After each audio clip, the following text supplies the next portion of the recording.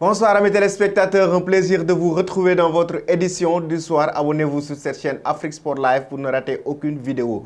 Nous allons débuter ce journal avec l'ancien international camerounais Rigobert Song qui s'est adressé aux Lions indomptables du Cameroun. Le vétéran Lion croit aux chances de la qualification du Cameroun au prochain mondial 2022 logé dans la poule D en compagnie du Malawi, du Mozambique et surtout de la Côte d'Ivoire. Le Cameroun, au terme de ses deux premières journées, a totalisé 3 points sur soit une victoire et une défaite. Cette situation a relégué les Lions indomptables à la deuxième place derrière la Côte d'Ivoire. C'est dans cet ordre d'idée que l'ancien capitaine de la sélection du Cameroun appelle ses jeunes frères pour plus d'engagement et de responsabilité. Quand on sait qu'on est en danger, c'est qu'on est plus en danger. Vous êtes maître de votre destin. Rien n'est perdu. Restez concentré sur l'objectif. Il va falloir être fort mentalement. Vous en êtes capable. Vous êtes des lions. Je suis avec vous, a écrit le double champion d'Afrique. Pour rappel, le Cameroun affrontera en double confrontation le Mozambique le 6 et le 10 octobre prochain. En Angleterre, c'est une très mauvaise nouvelle pour le défenseur français Benjamin Mendy qui va rester en prison,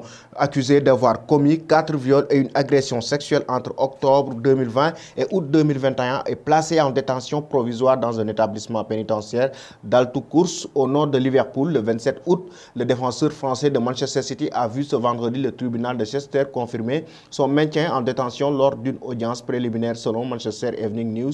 Lors de cette audience qui n'avait pas vocation à juger les faits, la Cour a fixé la date de son futur procès qui aura lieu à partir du 24 janvier 2022 sur une durée de 2 ou 3 semaines. D'ici là, une nouvelle audience se tiendra le 15 novembre a priori pour déterminer si le champion du monde 2018 souhaite plaider coupable ou non. Même traitement pour le deuxième accusé arrêté et entendu par la police en novembre 2020 et encore au début de l'année 2021. L'ancien joueur de l'Olympique de Marseille avait à cette époque été placé en liberté conditionnelle mais n'avait pas respecté ses obligations en organisant au moins une nouvelle fête chez lui qui a irrité la justice anglaise. Et nous allons au Brésil. Neymar a fait parler de lui avec son très bon match, mais aussi après la rencontre de cette équipe nationale brésilienne. Il a lancé un message très fort au roi Pelé. L'attaquant du Paris Saint-Germain a été le grand artisan de la victoire du Brésil aux dépens du Pérou. 2-1 jeudi à Recife lors des éliminatoires de la Coupe du Monde 2022. Auteur d'un but et d'une passe décisive pour Everton Ribeiro, Neymar a permis à son pays de consolider sa première place de la zone Am-Sud. Le Parisien a aussi fait parler de lui avec sa célébration soulevant son maillot pour faire taire les critiques sur son poids et une surcharge pondérale supposée au retour de ses vacances. Mais Neymar, qui avec son 69e but en 113 caps est revenu à 8 buts du record de Pelé, ne pense qu'à ses petits abdos. Après la rencontre, il a tenu à adresser un message à la légende brésilienne. Le roi Pelé, 80 ans, a été opéré samedi dernier d'une tumeur suspecte au côlon. Pelé, j'espère que tu vas vite récupérer pour que tu puisses continuer à jouer avec le Brésil. Le monde entier est triste de te savoir à l'hôpital, pas seulement les Brésiliens. J'espère que tu en sortiras parce que je sais que tu es un guerrier. Tiens bon, a déclaré le Parisien. Un message qui devrait toucher le Brésilien. Je récupère bien, a déclaré mercredi l'ancienne légende du football sur les réseaux sociaux. Toujours en Amérique du Sud, c'est un Lionel Messi très ému qu'on a vu en larmes devant son public argentin pour fêter la Copa América. Il s'est présenté face à la Bolivie 3-0 dans la nuit de jeudi à vendredi lors des qualifications pour la Coupe du Monde 2022. L'attaquant argentin, après avoir subi une grosse frayeur il y a quelques jours face au Venezuela, a brillé de mille feux. Il a été auteur d'un triplé lors de la victoire de l'Alciberes face à la Bolivie au stade monumental de Buenos Aires. Il a inscrit son 77e, 78e et 79e but pour dépasser le record du roi Pelé en sélection qui était à 77 buts. En larmes, Messi a fêté la Copa América devant le public argentin. Et sur ce même sujet, notre confrère Saël Sissoko de la télévision Medi One Africa a réagi concernant le record de Lionel Messi avec cette équipe nationale d'Argentine. Oui, les larmes de Messi, tous ceux qui aiment Messi ont souffert avec lui par le passé. On a vu une Coupe du Monde perdue, 3 Copa América perdues. On a vu les chaudes larmes de Messi. Ces moments ont été difficiles pour tous les amoureux du ballon rond, surtout pour les inconditionnels de l'Argentin. Mais hier soir, c'était des larmes de joie. Un record battu, record du roi Pelé. Il est devenu le meilleur buteur de l'histoire des sélections sud-américaines en sélection, dépassant le Roi Pelé avec 79 buts, le Roi Pelé 77 buts.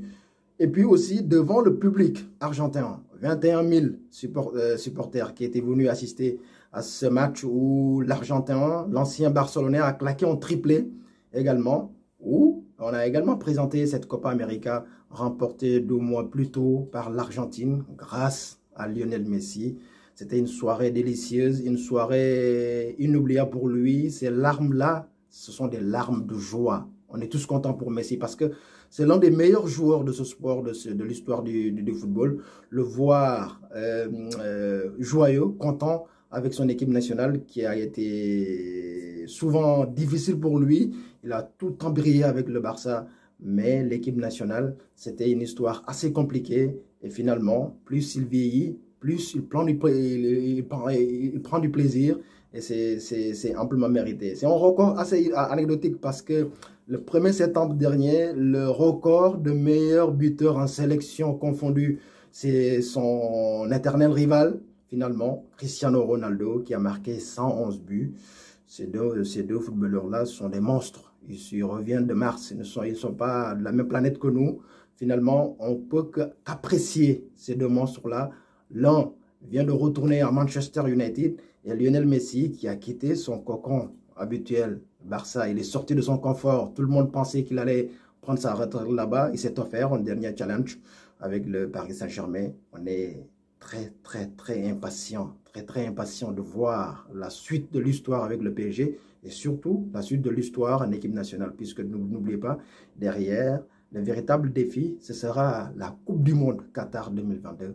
On a hâte de voir Lionel Messi, encore une fois, repousser ses limites. Et nous terminons ce journal avec le joueur du FC Barcelone, Ansu Fati, qui est offert à Manchester City. Lui qui vient d'une blessure, Ansu Fati pourrait donc rejoindre les Citizens de Manchester City cet été. Les stars du vestiaire du Barça se sont envolés tour à tour, laissant leur place à la jeunesse catalane. Le Barça souhaite désormais miser sur la jeunesse alors que les comptes sont en rouge. Ansu Fati et Pedri sont le présent et l'avenir, prédestinés à devenir des futurs stars et meneurs du club blaugrana. Mais aujourd'hui, la situation se complique. Alors que le milieu de terrain a récemment prolongé, il n'en est toujours rien pour le numéro 10 qui serait plus vers un départ que vers une prolongation de contrat. Les discussions ne se poursuivent, mais des désaccords persistent selon El Nacional. Cette situation agacerait Jorge Mendes qui aurait par conséquent proposé son jeune joueur à Manchester City de Pep Guardiola. La pression est désormais du côté des Blaugrana. Les Citizens n'ont pas encore répondu à la proposition du célèbre agent portugais.